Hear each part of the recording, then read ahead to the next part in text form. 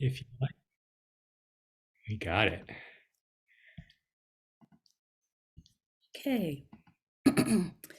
Because many of us learn by hearing and others of us learn by reading, I'm going to read these to you at a moderate pace.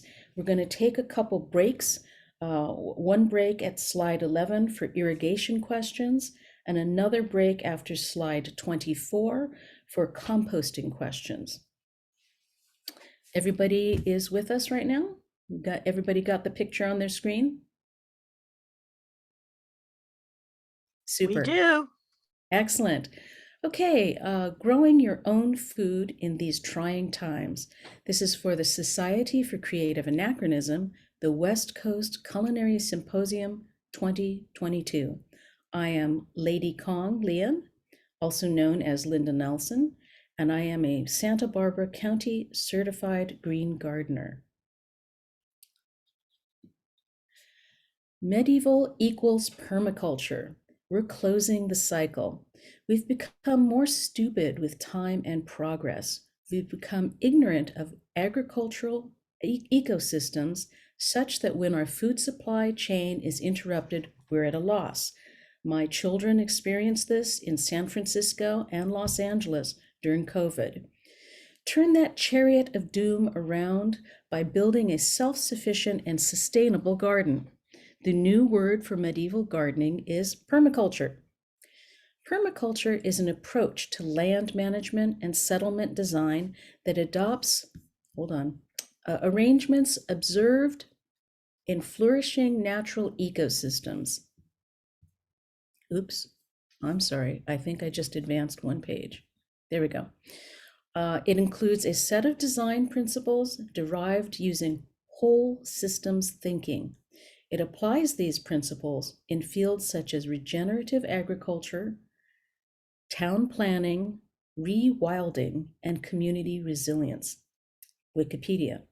You may be able to add chickens and/or bees to your garden. You can reduce your green waste to negligible amounts by chipping, mulching, and composting.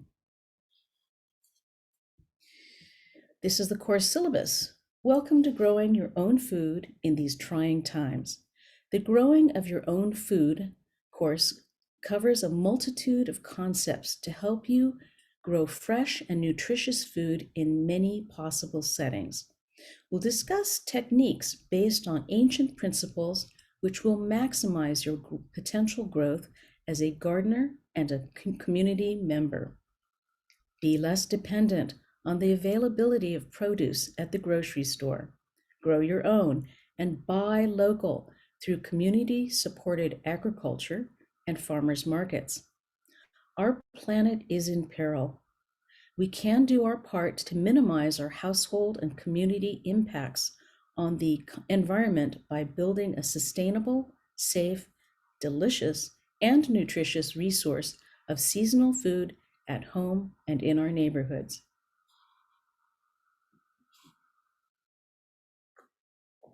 Course objectives, where 25 years of garden learning is compressed into one page.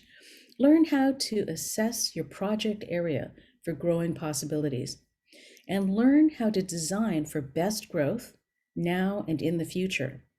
Design your hardscape and plan ahead for needs such as a pocket lawn for children, wheelbarrow and wheelchair accessibility, compost bins, and delivery drop zones. Plant, people, and place. We'll touch on permeable hardscape and irrigation strategies. Torbjorn will speak about the nuts and bolts of irrigation. Create passive rainwater catchment through the use of swales, bioswales, dry creek beds, and rain gardens to slow, spread, and soak the free and clean water coming from the sky. Objectives continued. Oh no, more than one page. Love your soil by adding regular inputs of homemade compost and mulches. Protect your soil from compaction and avoidable evils. Develop a plan for introducing fruit trees, fruiting shrubs, vegetable plots, and pots. The right plant, the right place. Utilize every available growing area with vertical walls, planter boxes, berms, and accessible garden structures. Join a community garden. We'll touch on beneficial insects and discuss insectiary gardens. That's integrated pest management and where to site them. Composting. I'll introduce a variety of compost bins using compost tea, worm bins, and valuable amendments. The big solar picture. Know where your sun is going throughout the day. Sunshade changes seasonally. Use the Sunseeker or Sun Locator apps. If you don't have the time or you're busy working and you can't observe this for yourself, plants are adapted to particular light conditions. Check before planting what conditions your plant prefers. Now on the left, you see a diagram that was off the web that shows somebody's house and where they believe the evening shade is, full evening sun, deep shade, full morning and afternoon sun in shade. Unfortunately, they did not put a direction from north, so we have no real idea of how can they have full evening sun on one side of the house and full morning and afternoon sun on the other. Seems a little bit doubtful to me. Okay. Oops, we're not advancing. Here we go. Hardscape planning. Don't forget access by wheelbarrow and dump truck. This image is of the Santa Barbara Botanic Gardens. This is a dry creek swale with a permeable path and patio hardscape.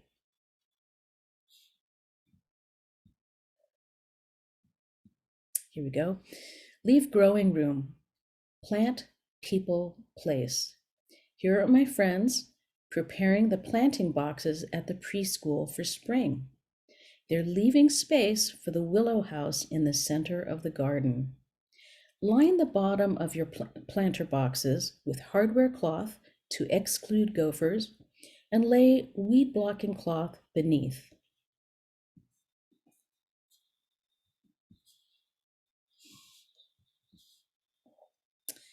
Irrigation, the nuts and bolts. In Caid and Kingdom of the West, we know that low rainfall and drought can be new normal occurrences. Knowledgeable hand watering is like thinking of the plant root space as a car gas tank. Refilling the tank only as needed, not overfilling, saves water, but it is time intensive. Knowledgeable drip irrigation can be expensive at the outset, but in the long run, you'll save tons of water and time. Plan the heavier water zones where you'll enjoy the view and grow more food. Design hierarchical water lines. The trees get longer water, shrubs get medium water, water lovers get low but more frequent watering, and drought-tolerant species get low water. While you're at it, plan and install electrical if you'll want nighttime lighting or a fountain later. Hand watering versus drip irrigation. If you don't have an aqueduct, all right, on the left we have a sketch of Roman aqueducts. On the right, this is a working aqueduct that's still going strong. This was built by the Chumash Indians, or indigenous peoples, located at the Santa Barbara Botanical Gardens for the mission. Irrigation. We are one with the plant world at 70 to 80% water content. Irrigation is period. Also, it is essential in California. Now, Torbjorn is going to step in here and he's going to describe to you what's happening with this irrigation system.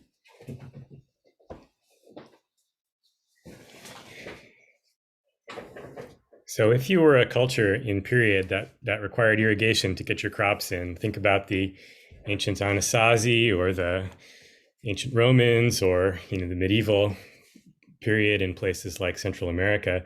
They often had very sophisticated irrigation systems, which would basically take water in channels, like physical ditches, from a stream or from a small reservoir or from an aqueduct, and then conduct them into your fields where your farmer would have some kind of valve or weir or gate to let the water flow in, like in rows between the row crops that you have planted and things like that. So in our modern situation, we can't exactly do that because we have to, basically conserve our water, and it has to come from purified municipal sources and things like that. But if you, have your own irrigation pond, you can devote some time towards constructing a period irrigation system, which would actually be pretty cool. But in a modern system, like in a household, you generally have a number of different common elements that you use to control your irrigation. There's the house water supply, which will, gotta locate my pointer here. It seems to have disappeared. I used to have a pointer. Just go from left to right. Yeah, so working from left to right on this diagram, you can see there's a gadget called the controller, which basically allows you to control valves, turn them on and off, just as your ancient or medieval farmer would have, opened or closed a gate at the end of his rows of crops.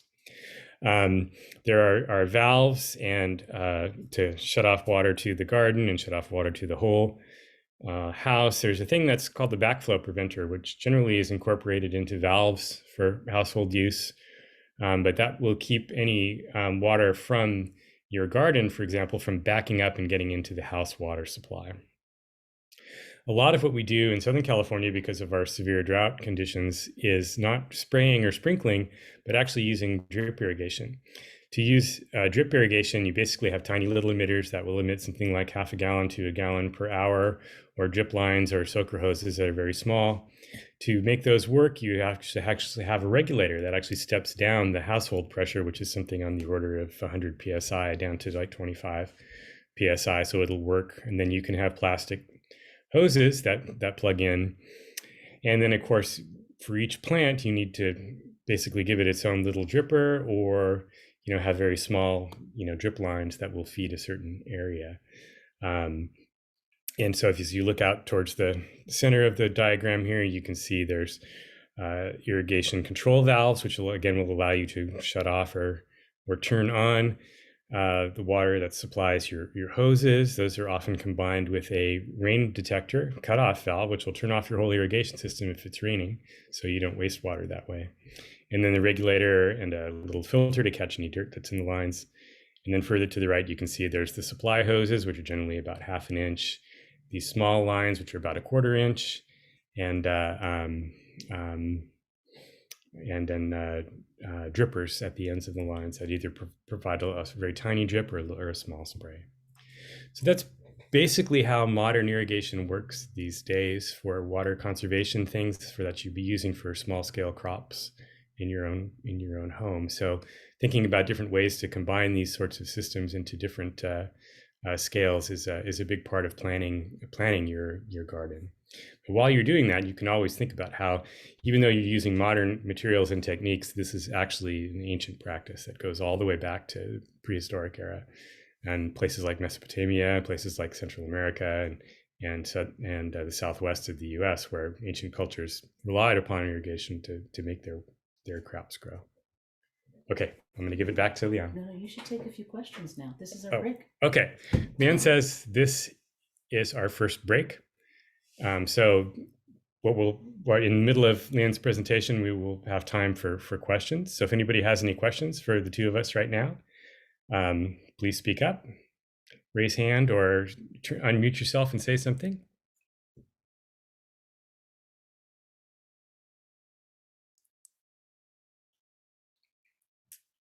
I see there's a couple things in the chat, which I can't get to. Go back to the other screen. Hey, do plants require regulation of water flow? I'm not in an area prone to drought. Oh, that's an excellent question. Yes, you will definitely see different kinds of plants that have different water requirements. And one of the things you think about when you're dealing with plants in an area where you do get regular rain is what the nature of the soil is. And for example, in tropical conditions, you'll see a lot of plants that grow in very sandy soil, which is basically new lava that's only barely become soil and is very sandy and drains very quickly. So those plants, even though they get a lot of rain, they don't like having wet feet. So if you have a plant that doesn't like having wet feet, as they say, which is what it means when your plant's roots stay moist all the time, then you need to add more soil, or sorry, more sand or more compost, organic material that's fluffier to your soil. A huge problem we have in California is clay. Obviously, the ancient people and the Spanish would build out of our soil. They would just go cut slabs out of it and mix it with a little straw and dry it out and build cities. So it's a very good building material. It's not very good for permitting water to go through. So we actually have to amend our soil a lot with things like sand and compost. And if we are trying to grow, for example, mountain plants like the manzanita, which is very common in our mountains, but the mountain soil tends to drain better because of the gradients and because of a larger proportion of sandy soil. We can't grow them down here unless we mix up special soil. So if you have wet conditions where you are planting, then you need to pay attention to what your plants require and amend the soil in such a way that it drains better if they don't like having wet feet. That was a great question. And I'll note that we built berms around the front yard because we wanted to have Japanese maples and we wanted to have roses. And we knew that the soil was just too heavy, too much clay. So we built up the soil level a good 3 feet above grade and amended it heavily with gypsum and compost and good materials so it would stay friable or loose. And then we planted our trees and our roses, and they've been doing wonderfully for 22 years. So yeah, it changed the cultural practice or cultural ability of your soil. If you really want to plant something that might not do well in your particular soil. There's a hand up from Aethelulf from the Outlands. Yeah, I had a question regarding drip irrigation and containers. You'd gone through and showed your container trees, and how do you get the drip up into it? Or is it just, it kind of sticks out and is ugly? Yeah, we very carefully photograph those things to not show the drip lines climbing up the side. But our system is, I believe, 25 or 30 pounds per square inch. And so you can lift the amount of water that's required for a tree even easily with that. So our drip lines, the supply line runs along the ground, and a little spaghetti line, as they call it, runs up with a dripper into each tree pot. Oh, so 25 pounds is enough to get the drip line enough oomph up the grade? A couple feet, yeah. I mean, I wouldn't try to lift the water to the top of the house that way, but yeah, it is sufficient.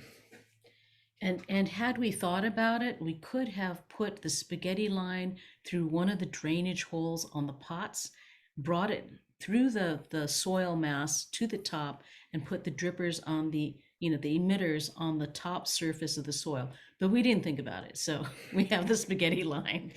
It's hard to fix that way, which is one nice thing about drip systems is they're all generally on the surface and they're pretty easy to repair. So yeah, thank you. Good question. Any other questions? No? Nope. Okay. All right. All right, I'll go back.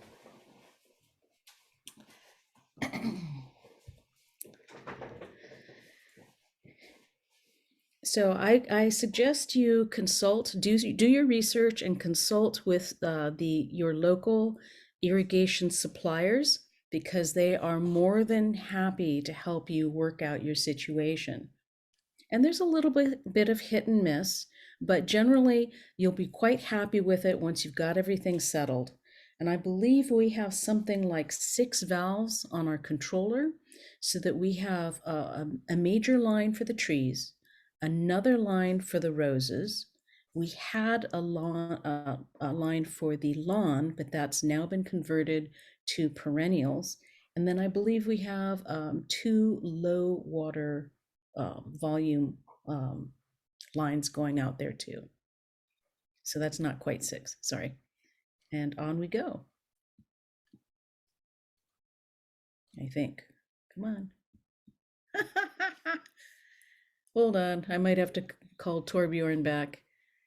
Torbjorn? What happened? It's not advancing. We froze on this one. Can we have a little slides on the side? No, Oops. we can't. There we go. Well, you can try. Okay. Where are we? We're here. Irrigation. There we go. All right. Super. This is the problem with this is that it's kind of small for the viewers. Oh, I'm sorry. So that's why we do the Okay. the big. All right. How does everybody see this okay? How does this look to everyone? Looks fine. Okay. Yeah, that seems fine. We'll do it this way. Okay. Yeah, it's Thank all you. good. Thank you. Okay, along with irrigation, we're talking water issues. Slow, spread, and soak. Passive rainwater catchment. Use contours to hold water longer. Get it to soak into the ground to hydrate your plants. Don't let it race out to the gutters. Bioswales will remediate the runoff and protect nearby creeks and the ocean. Let's see, there's my little pointer. I'm sorry, have we defined bioswale? Oh, you're about to. About to do that. Yeah, okay. Dry creeks, saving rainwater in swales, dry creeks, and rain gardens. Dry creeks can become rain gardens in the wet season. Use a diversity of rock sizes and plants that can tolerate lots of water and little water, like mugwort and juncus reeds. Set out buckets and bins. Put an aquarium bubbler inside the largest container to keep it from going anaerobic. The reason why we're not suggesting that you try to do rain barrels is because a 10-foot by 10-foot roof will collect about 750 gallons during a 1-inch rain event. We can't reasonably collect that much water unless we have gigantic food-safe rain barrels. Now, going back to Selene's question, a bioswale is planted with plants that will take up toxic materials. It will actually remove toxins like gasoline and heavy metals from the water, so that it essentially is less toxic. So it's a great thing to do. We have a department here at UCSB that specializes in remediation, and they have taken pieces of land that were so desolate and so junked and been able to put in bioswales to filter the water coming from that land. Home and community, where your victory garden becomes a vital part of the world. Our 20-year garden plan is now launching into the next 20-year plan, where friends with children can come to pick organic fruit, and our insectiary garden will benefit us and our neighbors. New swales and rain gardens are upcoming projects. We have an evolving project, Priscilla's Celebration Rose Garden at St. Michael's University Episcopal Church. Priscilla's Garden is partnered with the Episcopal Diocese of LA's Seeds of Hope program, UCSB Sustainability and Edible Campus programs, UCSB Cheadle Center for Biodiversity and Ecological Restoration. The garden is growing chumash valuable food, herbs and medicinal plants, and California native coastal chaparral plants. Now we get some nice pictures. Here is St. Michael's and 2 of our community partners at St. Mike's. We have big planter boxes on the west side of the chapel, and beyond that you see a Red Baron peach tree in bloom. In the right-hand slide, you'll see somebody doing yoga in the distance, and we've got many, I'm guessing close to 20 individual community garden beds. Community gardens. Find your happy place with other passionate growers. So here you can see two sections of a very large community garden on the UCSB grounds next to the Cheadle Center for Biodiversity and not remediation, sorry, restoration, sorry. There we go. So you can see people are making these into little sitting rooms. We have some Adirondack chairs here and in the other picture, and it's basically a chance to enjoy nature when they might be living at the student family houses, the apartments, and just not have room to breathe. Love your soil. Don't call it dirt, call it riches. We're so rich. Soil testing can save you time and money, but passionate amending can work miracles.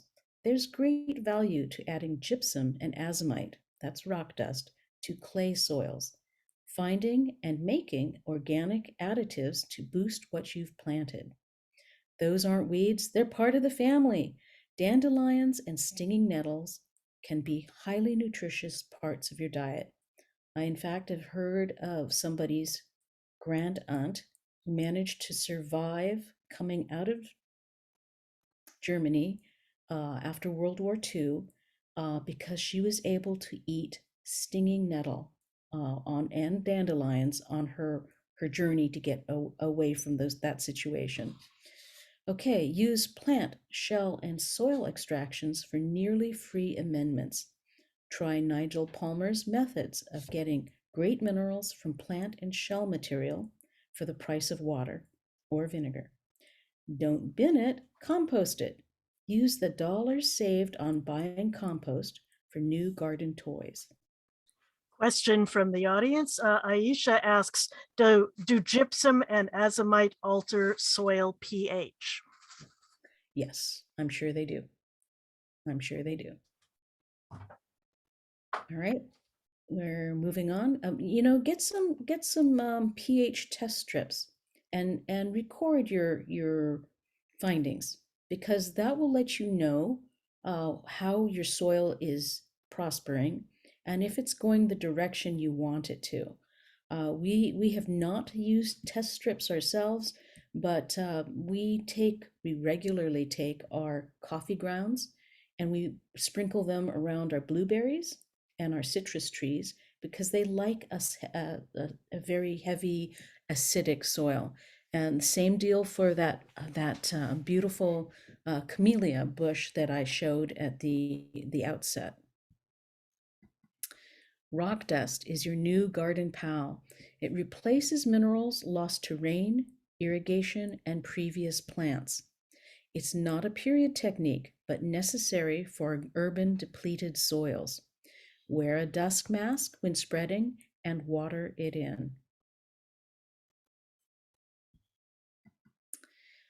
This is Nigel Palmer's book, The Regenerative Grower's Guide to Garden Amendments.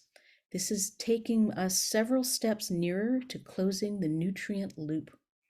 There are garden amendment recipes made with your homegrown or locally sourced ingredients like eggshells, oyster shells, leaf mold from under old mother trees, dandelion and nettle. Plant extractions. This idea comes from Nigel Palmer. We're getting into water, good water, or vinegar. So here we have stinging nettle in the left bucket, dandelion in the right bucket. We're soaking them for 3 days in rainwater or city water that sat overnight to dechlorinate. When you use these, dilute 1/3 of the extract to 2/3 of clean water. Our plants love it. Now, if you're like me and a little bit forgetful, and these go a little bit old and they can get stinky, there's 2 ways you can help with it becoming a little stinky. One is to put a handful of leaf mold in there, stir it up, and that will help moderate the aroma. The other thing is, okay, so it got too stinky. I really don't want to put that under my trees. So instead, I pour it on my compost pile, and it helps the digestion of the compost pile. Use it, don't lose it. Your household will think you've lost it. On the left side of the picture, we have boiled and roasted beef bones. On the right side, we have oven toasted eggshells. These are ready for organic, live culture, vinegar extraction.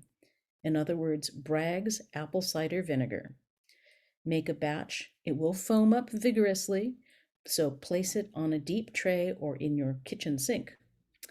Use this shelf-stable superfood at 1/4 of a teaspoon to a gallon of water when you're watering. Little tiny amounts are great. You don't need to overdo it. You're just adding micronutrients at a fairly steady rate, and your plants will really prosper. Why toast the eggshells?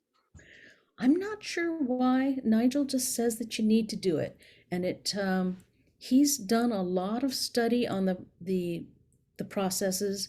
He's working with from a Korean group called Jadam, and Jadam has been working for many years to bring the cost of farming down, so that you are using your local your waste products, eggshells, to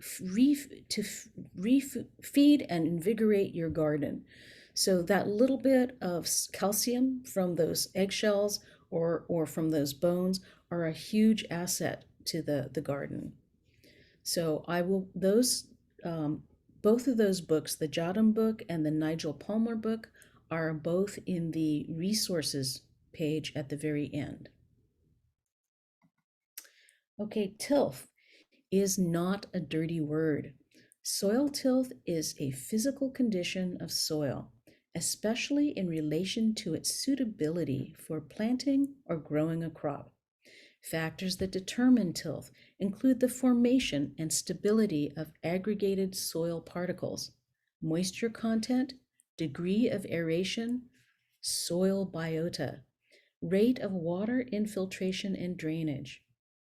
Soil with good tilth is spongy with large pore spaces for air filtration and water movement. Roots only grow where the soil tilth allows for adequate levels of soil oxygen. Such soil also holds a reasonable supply of water and nutrients. Tillage, organic matter amendments, fertilization, and irrigation can each improve tilth, but when used excessively can have the opposite effect. Crop rotation and cover crops can rebuild the soil carbon sponge and positively impact tilth. A combined approach can produce the greatest improvement. Wikipedia. That having been said, you will want to read Finding the Mother Tree by Suzanne Simard. As research and documentation weenies, we can soldier through this somewhat scientific tome to discover there's a whole wide world network under our toes. It's amazing.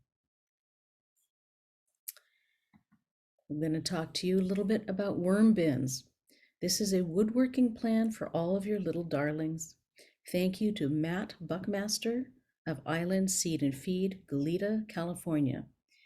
That's our worm bin on the left, and there's the worm box construction in instructions, the plan. I'm going to give you a moment here. If you've got an iPad or a phone and you want to take a picture of that screen, go ahead and do it.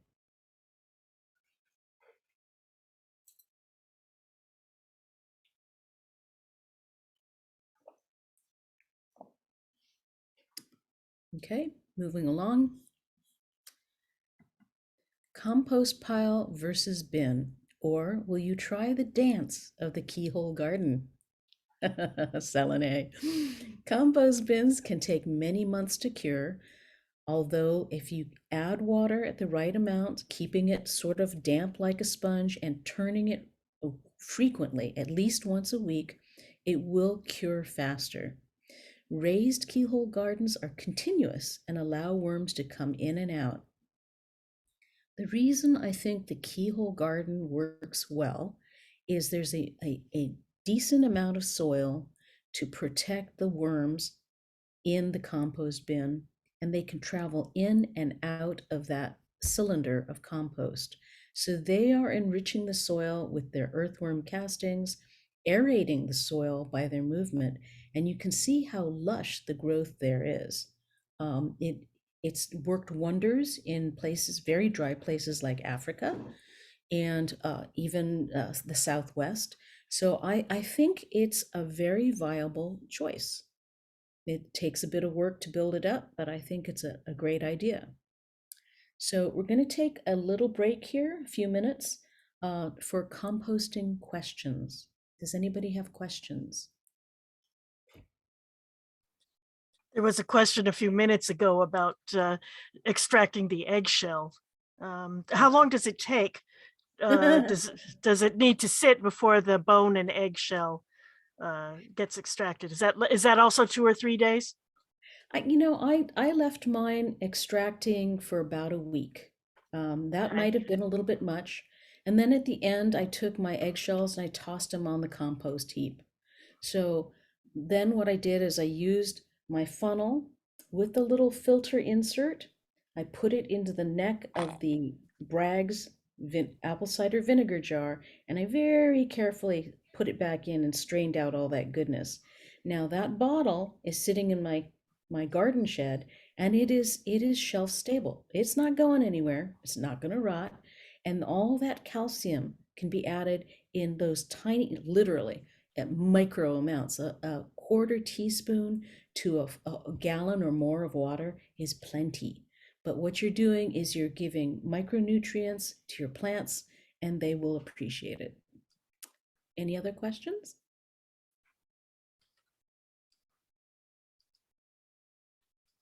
No? Okay, we'll move along. And composting is a big project. We just built our first compost bins that are similar to the 3 or 4 that you see on the left-hand screen, and it was so inexpensive. It basically cost us about $37 in hardware. That was for a few hinges, a little bit of wire, and some wood screws, some deck wood screws. All of the pallets that we used were freely given. We found them from local businesses. Right plant, right place. Give your fruit trees room to grow.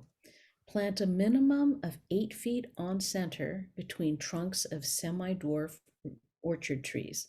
So on the left, you see 2 of the Red Baron peach trees, and there's now a Santa Barbara peach tree out of the picture on the right.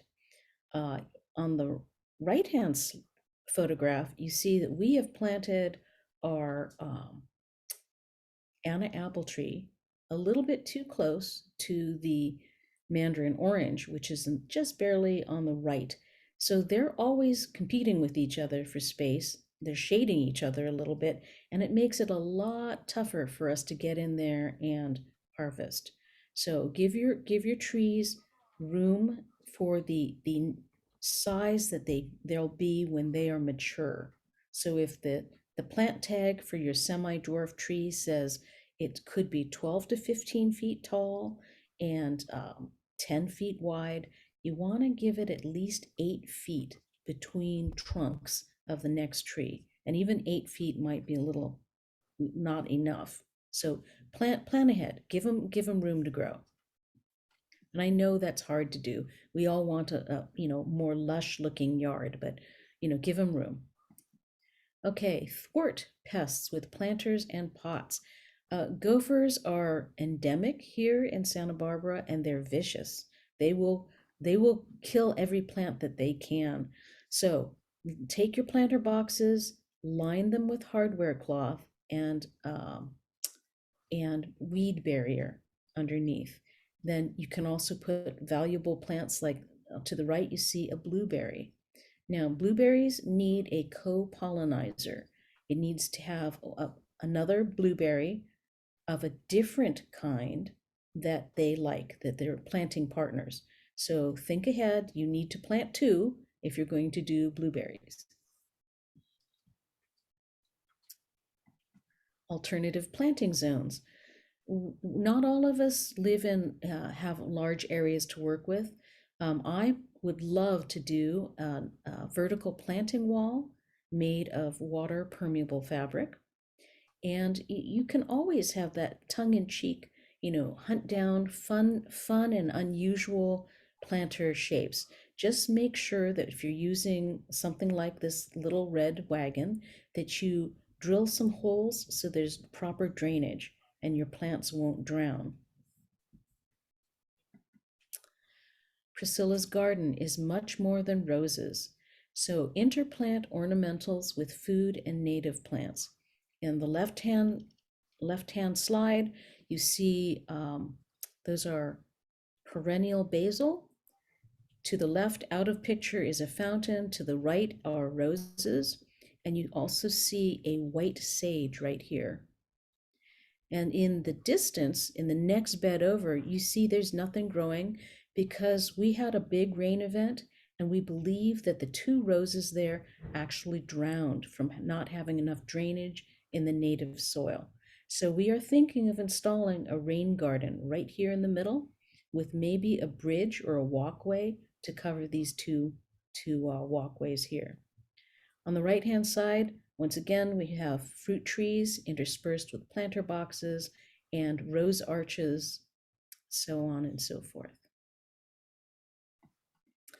Native plants and native bugs.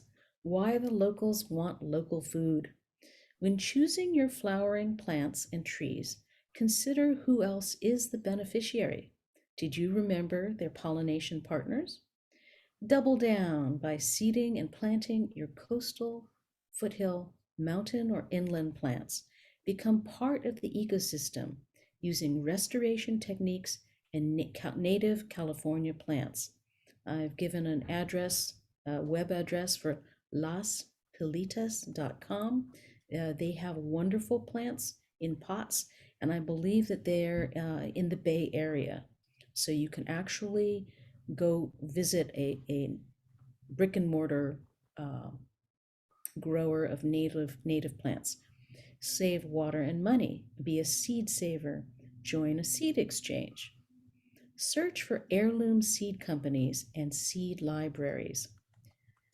Reason I suggest that is heirloom plants, heirloom foods often have much better flavor, like tomatoes, much better flavor, because modern varieties have been grown to survive shipping conditions. So the skin is much tougher, so it can be in a big bin with other fruits of the same kind. So they lose a lot in terms of flavor and diversity. We have problems with giant seed conglomerates. I will name no names at the moment, but they are busy trying to monopolize the ownership of seed. And I don't know about you, but I find it kind of threatening to think that these huge conglomerates can own the food that we eat. So consider heirloom seed companies and seed libraries. This is a new thing. Some libraries are actually using their old card catalogs for seed packets, and you can go in there and take seed and exchange seed in seed libraries. It's a great idea. Don't buy ladybugs. They are transient, but do buy native insects who will stay. We suggest Rincon vitova, which is in Fillmore, California. You can contact them. They're extremely helpful. You tell them what kind of pest problems you're having, and they will help diagnose what you need in the way of beneficial insects. Now, when I say ladybugs are transient, what happens is we bought some for our rose garden because of the aphids. They were there for a day, What happens overnight is they take to the air, they rise up in the air column, they get blown out over the water, and then they drown in the ocean. So you might not want to do ladybugs. Okay, we're almost up to the end of the hour. We're going to have to give it up in a couple of minutes. So, Okay. I thought I did block out an hour and 50 minutes. Did I not? is this, no, this is a 1 hour. No, Oops. this is a 2-hour class. This is a 2 hour. According to Let me look It's at a my 2-hour schedule. class according to the schedule. Let me just look at my schedule because, It's okay, it's 2 a 2 hours hour on the class. schedule. Never mind. I'm just, No worries. No worries. I Um, just felt that it was necessary to have a good question and answer period at the end because this is a lot of stuff. Anyway, so we're getting there. We're pretty close. I think 6 more slides or thereabouts. what did I do? Are we okay? I'm just making sure I didn't book myself incorrectly. Okay, that's at 3 o'clock. What's at 2 o'clock? Okay, never mind. I'm fine. I'm fine. Okay. Okay. Well, just let us know. Wave hands if you need me to stop. Okay. Wait, don't rake. Save seasonal habitats or make them. Often we're in a big hurry to clean up and rake out the brush piles and leaf mulch. Those brush piles are overwintering homes for many native insects. That leaf mulch is both insect habitat and keeping moisture in your soil. We do not rake under our trees. Leave some dirt, bare dirt, for our native ground-dwelling bees. Make and install insect houses. Leave or build a brush pile of tree cuttings. Build and or install a bat house, owl house, bluebird house. The ultimate installation for the truly dedicated is become a beekeeper. Observation and daily practice. Own your own meditative space by walking your territory, observing daily changes and writing them in a garden journal or on a calendar.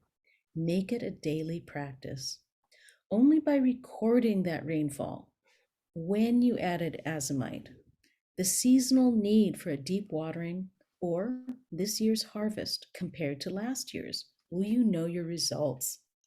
Understand that garden improvement costs equal long-term health benefits and adds to your property values.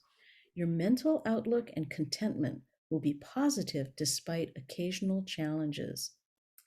Why be a recreational gardener if you can be a real food producer? Plant spices, herbs, and medicinals like hibiscus, nettles, dandelion, bay laurel, marjoram, St. John's wort to suit your needs. Buy good seeds and use them. Seeds are not the only way to propagate plants, but it's a great way to save heritage species and share with your community.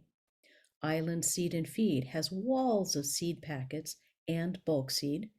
Our resources page at the end has many suggestions. And remember, hoarding seeds does you no good and doesn't do the seeds any good. Generally speaking, you want to use them the year that you bought them. The only reason that seed saving for long-term works for some of these banks, the seed banks, is because they're kept at a particular dry temperature. So that's how they can keep those seeds viable for generations to come. This is a slide for the Santa Ynez Chumash Band. They're growing indigenous plants for their community. Look for opportunities to visit private gardens, nurseries, farms, and ranches nearby. You can observe the growth habit and gain new understanding of local plants. The Chumash are growing plants their people want, such as reeds and juncus for basket weavers, dyeing materials, white sage and other holy and medicinal herbs as well as chia seed and foods. Resources. We know you want this list. Seed Savers Exchange, Baker Creek Heirloom Seeds, Turtle Tree Seed Initiative, Southern Exposure Seed Exchange, Kitazawa Seed Company. They specialize in Asian vegetables. West Coast Seeds is in Canada. Eden Brothers, St. Clair Heirloom Seeds, S&S Seeds, which is in Carpinteria, California. Island Seed and Feed is a store here in Santa Barbara, actually Goleta. Further research. It's not an A&S class without a bibliography. So books I highly recommend are the Sunset Western Garden book. I like my 1920 version, 2000 version, because I love the hand-drawn illustrations, and it reads better to me than some of the new ones. New versions have a lot of new cultivars that may or may not be appropriate for your garden. So you'll have to do some more reading and make sure that fancy new purple flower is actually going to work for you. All right, continuing back with the bibliography, Back to Eden is a book that I've found great reading on healthful practices and growing herbals for medicinal uses. The Buddha's Art of Healing, Tibetan Paintings Rediscovered. The Medicinal Gardening Handbook, a complete guide to growing, harvesting, and using healing herbs. Allergy-Free Gardening, the Revolutionary Guide to Healthy Landscaping. The Regenerative Grower's Guide to Garden Amendments, using locally sourced materials to make mineral and biological extracts and ferments. Jadam, Organic Farming, the Way to Ultra-Low-Cost Agriculture. And In Search of Lost Roses. Our thanks go to Oscar Carmona, instructor, Santa Barbara City College's School of Extended Learning, his Green Gardener Certificate Program, and small-scale food production courses. Guys, Oscar's just amazing. He's absolutely worth your time, and he's teaching on Zoom right now. So it doesn't matter where you live. You can be in Los Angeles, you can live in Caid, you can live in downtown Caid or Outlands, doesn't matter. You can take his Zoom classes and really enjoy the camaraderie. Our thanks also goes to the SBCC Old Adult Ed Program, instructors Cy Ebner and Billy Goodnick, Island Seed and Feed, Goleta, California, the people of St. Michael's University Episcopal Church, Isla Vista, California, University of California at Santa Barbara, California, the UCSB Sustainability, Edible Campus, Cheadle Center for Biodiversity and Restoration, Santa Ynez Chumash Band Nursery, Santa Ynez, California, the Santa Barbara Rose and Bermuda Rose Societies, and the Isla Vista Compost Collective. And that's it for the slideshow. And now we have a question and answer period.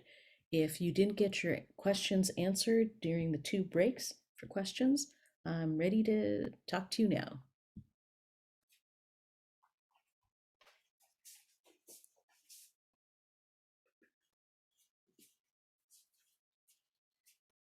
Selene, do we have anybody waving their hands?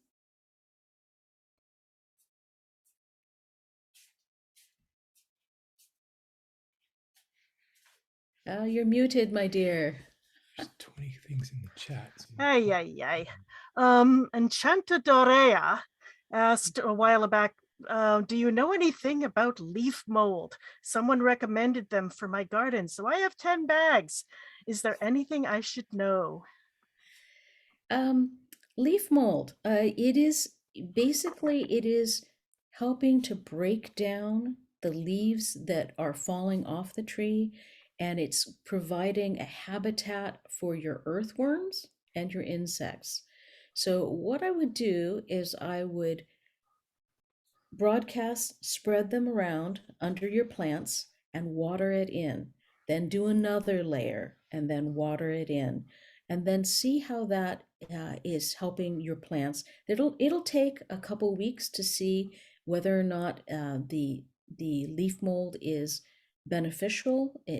If it can be measured, it may change, probably will change your pH levels. But leaf mold, we leave our leaves and our redwood duff in place because essentially the redwood duff is the perfect nutrient for the redwood tree. So I wouldn't want to rake it away. Same deal with the citrus trees and the apple trees. You leave their leaves under the tree, let them break down if you're not putting some of it into your compost. So yeah, I would spread that under the trees and mix it in gently, very gently, with the leaves that are there already. Will these slides be available? This has been recorded. Selene has been recording. We also have made a PDF, so we can work on trying to get you possibly do, let's see how we can do this. Well, we can't put a attachment in the chat. So we'll have to speak to the conference organizers about how we can do that. But we do have the slides in PDF format that we can make available.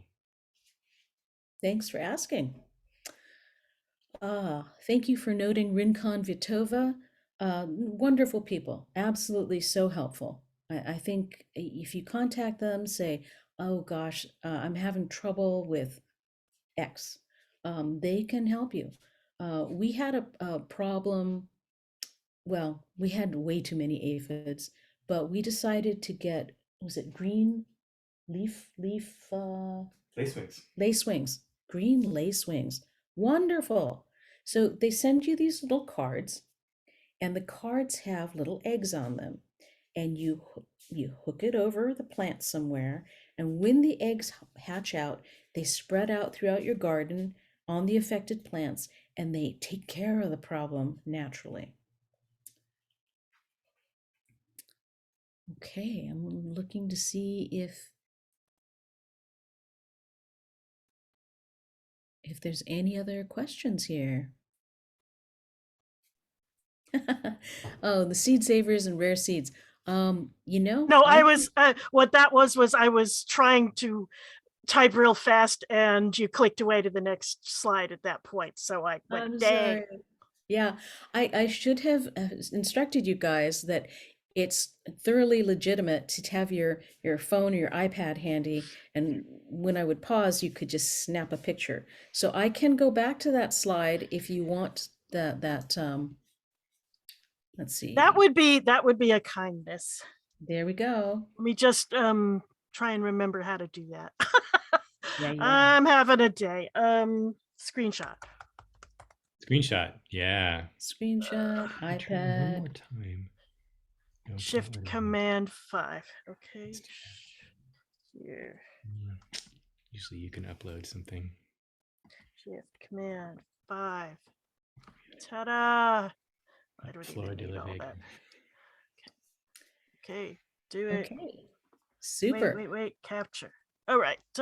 Okay. Thank you. Everybody get that? Sure. Okay. Fleur de la Vega had a hand up.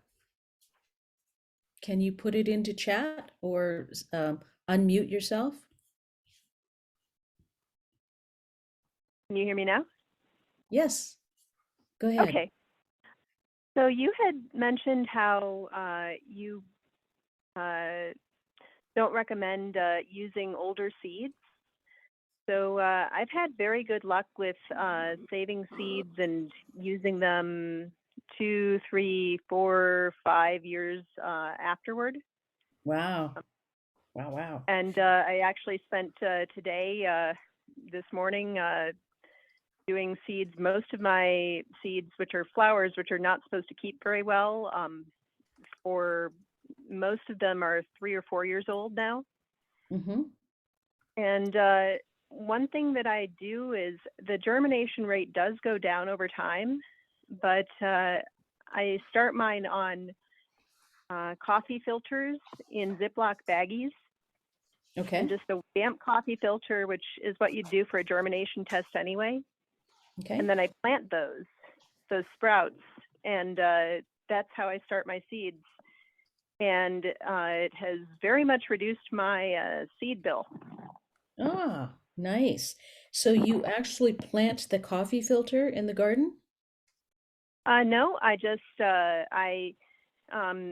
leave it there in a nice warm place for about a week usually, and then I carefully kind of scrape it off the coffee filter and put it into like a seed starting mix. Okay. And just a standard 6-cell pack, and then I've had terrific luck with that. Just a wet coffee filter in a Ziploc baggie, and you can tell instantly, well, not instantly, but within a week, you can tell if the seed is still good, and you can actually use it then.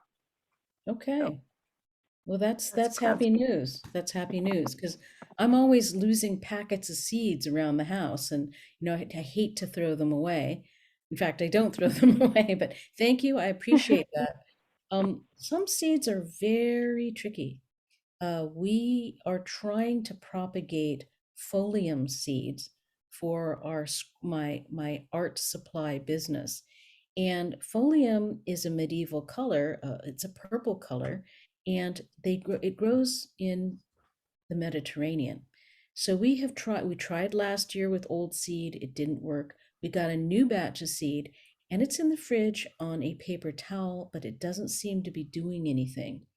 So I believe I'm going to have to do a heat treatment on those. Literally put them into almost boiling water, let them soak for a little bit, fish them out, and then see whether or not that stimulated them into germinating.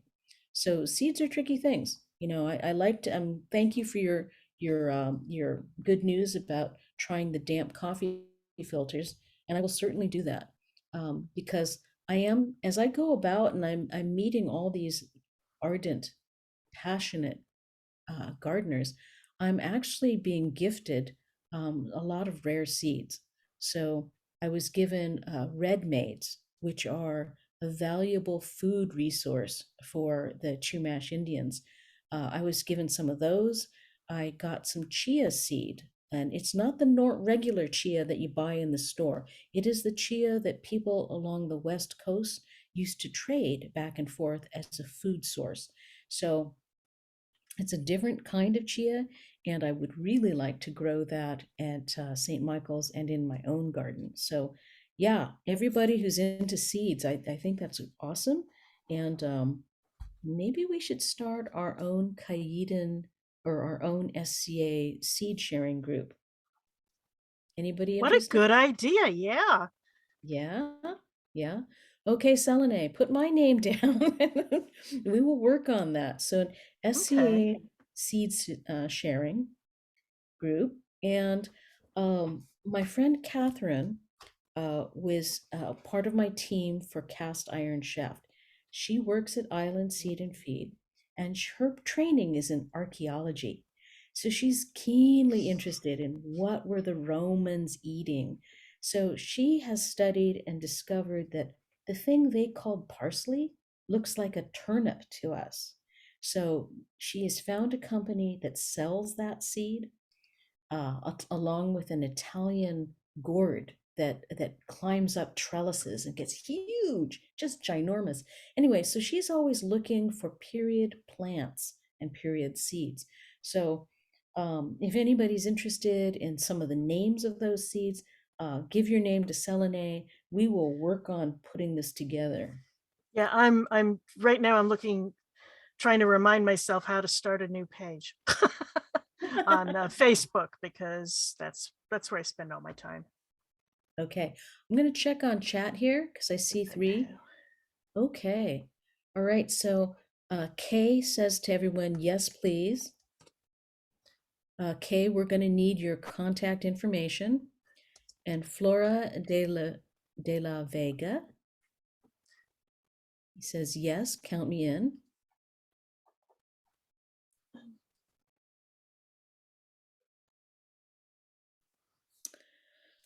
And what we can safely do here is in chat, you can put your email address, the one that you want people to use, and then you see at the right-hand side, there's 3 little dots.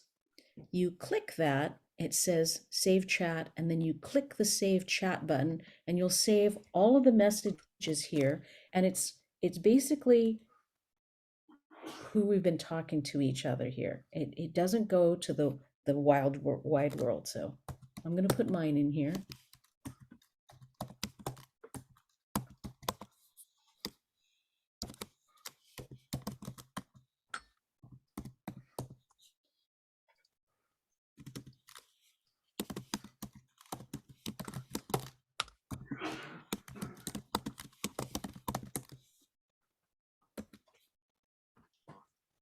Wow, we're gonna do this by email because I just set up something on Facebook.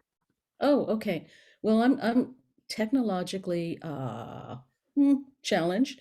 So yes, I will do my best to get in with your group there. Yeah, And boy, like I have time to do this. oh, me too. Okay. Oh, look. Fantastic. Yeah. Oh, and there she is. Okay, we're getting some We're getting there. We're we're getting getting there. traction. Yeah, where does it say? Oh, members. Okay. Okay, find a member. Great. So Torbjorn, can you click on that and The groups? yes. Oh, I see. We're starting an SCA seed sharing group. Oh, fun. So, Okay. Approve. Selene, Okay. This is awesome. This is Okay. incredible. I don't have any pictures up on it yet. I'm sorry. That's okay. We will populate it with pictures. Okay, I've got Jennifer, who I take it Uh-huh. is y'all. Okey smokes. I better open a email. Okay. I have a question that's I know this was kind of focused on like more domestic gardening, but I'm working on like a forest and wetland kind of reconservation, I guess, of sorts, and planting that. And I'm wondering if any of those books or resources that you had on the previous pages, would any of those have good information about historical types of plants that were important for foraging, I guess, to humans, or just kind of historic plants in general, I guess, that weren't necessarily domestically grown, but just that would be recurring, naturally. That's a deep subject, and it's very situational. If you live in the Pacific Northwest, you're going to get entirely different habitat and species than we get down here in Gotcha. Southern California. So what you probably can do is start with your local plant societies and see what is growing out there naturally. Where are you located? I live in Sacramento, but the area, the farm, is in the Midwest, so in Indiana. And the issue kind of with the farther east you go is that there are like tree species and things like that that do very well and have naturalized, but are not necessarily native. And I've been finding it difficult to have people kind of be able to tell me the distinction, or to know the distinction, I guess. But Right. Indiana, would the Minnesota plant societies be a help there? Or is it more plains, more Yeah, no, I mean, northern Indiana is kind of, Midwestern. Southern Indiana is practically Appalachian. oh, Mm. So there's a lot of different biomes. There's a lot of different biomes you could be in there. Yeah. Yeah. But yeah, Lian's suggestion of looking for a local native plant society would be a really interesting way to do it as well. And, around here, we've learned a tremendous amount from our local bands of Native Americans. And so some travel resources in the area, particularly if you're on the plains, there might be a lot that's available about native, pre-Columbian culture and what plants might have been useful to people. So that's a good way to look at it. Yeah, definitely. I wanted to focus on kind of Mesolithic, I guess, of Native America. Right. Before a bunch of random stuff got, brought over by other humans, I guess. Right, right. Check out folks who are studying tree rings. There's kind of amazing geological stuff in historical tree rings. I was reading about an archaeologist group that was in Mongolia, and they were trying to get tree ring samples. And they were working. They ran out of time. They said, okay, to remember where we're at so we can return to this site, let's just take a picture of that gnarled dead tree over there. So they took the picture. They couldn't come back for 2 or 3 years. When they came back, they found the tree and they said, okay, we're in the right zone. Why don't we take a core sample on that tree? They found out that tree has been there since Genghis Khan. That tree has seen the Mongolians riding across the plains. And, everybody says, oh gosh, it is so arid and dry. The tree rings tell a different story. Apparently, it was lush and verdant. There were waving fields of grasses, and that makes sense because how else are they going to feed all of their sheep and their horses, right? Yes, they move around so they don't deplete a certain area, but it had to have been a lot wetter and a lot more verdant in order to support the Mongolian people. So check the tree ring folks, the researchers, and see what was around back when. Now, in China, there was an interesting archaeological find where, well, People's Republic has this habit of building where they want and when they want, and never mind what's in the way. So they will plow with bulldozers and whatever heavy equipment right through ancient villages. They will plow through ancient burial grounds. So as they're building the high-speed train, one of the bulldozers goes clang, hits something really hard, says stop. They start digging down and they find a giant bronze head.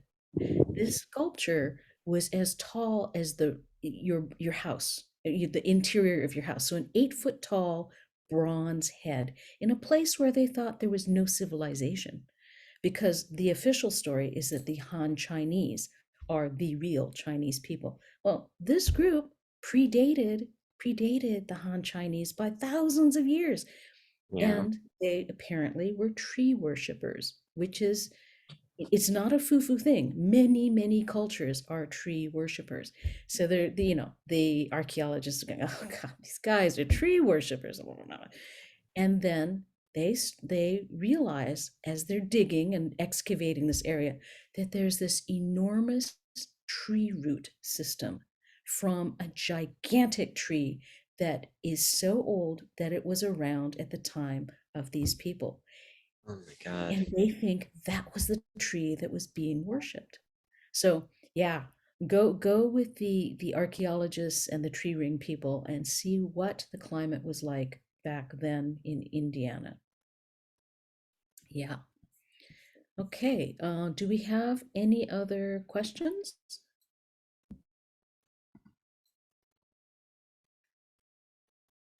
I'm just Or the- scurrying around making the putting together the email list and and the Facebook group. Oh, you're so sweet. Thank you. Thank you. I wasn't expecting that there'd be a huge, an immediate interest in seed saving, but that's awesome. That's incredible. So Torbjorn One, has come two, on. 3, 4, 5, 6, including me. So Yay. that's enough. Yeah. Well, I've So- got hatched chili seeds, and that's about it right now. But next year. Yay. So we're big cooks around here, and you see Torbjorn's picture there. He's got a picture of his mighty fire pit with his electric slave to turn the chicken. And then to the left, you see his Roman criticula, or at least the original, that's the original fire table. And then we had a custom Roman criticula put on top of it so that we could have the grilling racks, that move, and the pipkin rings and all that good stuff. So okay, I think that's we've done a pretty good job trying to cover this very big subject. As I said, 25 years worth of learning condensed into an hour. Well, let me throw in a Caid attraction. Tomato Mania opens up next week in Encino. It's my neck of the woods, and it's more than tomatoes. Okay, there's period plants. I plan to load up on greens and herbs when I'm there. So let me Encino, throw that okay. into. Yeah, Selene, if you'll reach out to me on email or in Facebook and let me know when you're going to be there, or when you hope to be there, we might be able to join you. Oh, that'd be fun. Wouldn't it? Yeah, Okay. I may go Saturday morning on the 19th just because I can't go to whatever is that day. I guess it's Gildenholt Calafia Friendship, because Yeah. I've again Zoom hosting for a friend's memorial, which is a really sad reason not to go to an event. But I've got a whole rest of a morning to fill before a 4 o'clock gig. So Right. I Now, think does that I'm gonna continue? grow something. Right. Does that continue on Sunday? Because I It know that continues for Saturday- weeks. They're just doing a launch event on Super. Friday and Saturday, but they'll be there for weeks. Awesome. Go to their website. I posted it in the chat, so you can Thank just you. vacuum that up. Okay. Well, on Saturday, unfortunately, we are doing a rescue operation. My mentor in Ojai has some big planter boxes, and she would like them to donate them to me. So we're Ooh. rescuing the lumber and the soil, because apparently her caregiver put really good bagged soil. So yeah, we've got like a three groups joining us to try to salvage those items and not let them go to waste. So not Saturday for us either, but maybe Okay, Sunday. well, maybe Yeah. another time. We'll work Yeah. that out offline. But it's an interesting show. They do.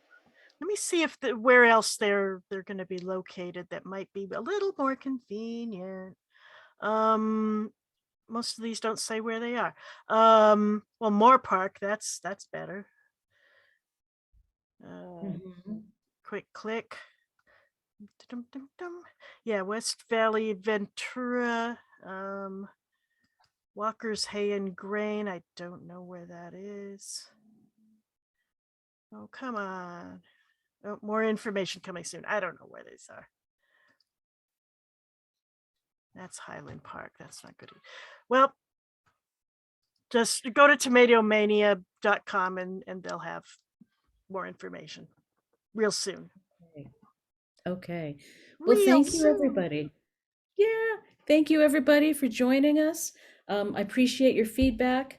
It was fun to do, and a real brain drain. Yeah, the It next was time amazing. Thank It you is so amazing. much. It just Oh, totally amazing. I've been starting a permaculture here for ages, so I'm psyched about the group, and I'll see you guys there. But I wanted to be able to tell you in person, OMG, thank you so much. This is amazing. Oh, thank you. Thank you very, very much. It's a big topic, and you grow as a gardener. You know, you start out trying and maybe killing some plants. I've probably killed way too many plants, but you know, Hmm. honestly, a lot of it, you know, we probably spent $200 on plants from the Santa Barbara Botanic Gardens, and they just didn't make it. I was going, what am I doing wrong? You know, those plants are natives from the foothills, and they enjoy good drainage. And down here in the flatlands, no, it is heavy clay. They're never going to be happy down here unless I build them their own little berm, which we do. You have to We do. study, you have to study your sunset zone charts, because we just Oh, have yeah. zones that are like 10 feet wide around this place, Yeah. like The you said, zones are- across the street. But the climate zones, though, they're only half the story. I mean, the soil that's quality is huge. You know, if you see that a plant needs well-drained soil, you can't grow it in clay. And we learned that the hard way. So All I you have got to- here is clay, and I know. Well, I'm you know- bending like my life depends on it right now. yeah, compost, gypsum, any kind of, organic mulches. It'll take Yeah. time, but you'll build your soil and you'll never regret it. Yeah. Yeah. So I'm gonna go get I that think- crushed rock stuff. Yeah, the azomite's wonderful. Azomite. Yeah, we put it on our trees. We gave them a good sprinkle 3-4 months ago, before they started putting out buds and blooms, and it's been crazy out there. They so loved the addition. We pour compost tea on them. We give them, oh, I didn't mention the landscape mix. Guys, if you're still on, listen up. Island Seed and Feed has a landscape mix. Other people call it the Rosarians or rose mix, because it is so rich of organic material. It's got alfalfa meal, bat guano, chicken meal, feather meal. It's a rich package. It's not cheap, but it's green. You spread it around, you dig it in just a little bit. You don't want to damage your feeder roots on the surface of the soil. Dig it in just a little bit and water it in. It works for everything in our garden. We don't put any other fertilizer, quote unquote fertilizer, in there, because this is the super fertilizer food, and it works on the roses, on the citrus trees. I'm told that it's wonderful for avocados. It's just amazing stuff. And it's about, it used to be you could get it in 50-pound bags. Now I think the place that makes it is only doing 25-pound bags. But if you're coming up to Santa Barbara, well worth it. Totally worth it. Yeah. So I should have said something about that. And that's at Island Seed and Feed. Amazing stuff. Yeah. You'd mentioned the store before. I think it was in the context of the design of the compost, the worm box. Yes. Yeah. Yes. So They're I was looking amazing. at them already. Yeah. And they have sent people over to look at our front yard, and they're saying, well, and I'm kind of amazed. That's mostly when we had the sage plant that was about 20 feet tall. Well, my sage plant is the one thing that survived the winter. it's going great guns. Yay! Yay! Hey, herbs are the gateway drug. Honestly, They really are. there's so many of them are easy to grow. You can use them directly out of hand into your food, and they're hard to it's hard to fail, and they're fantastic. So Oh, I can stop recording now, can't I? Can I? Yes. Sure. yeah. Okay. Bye-bye.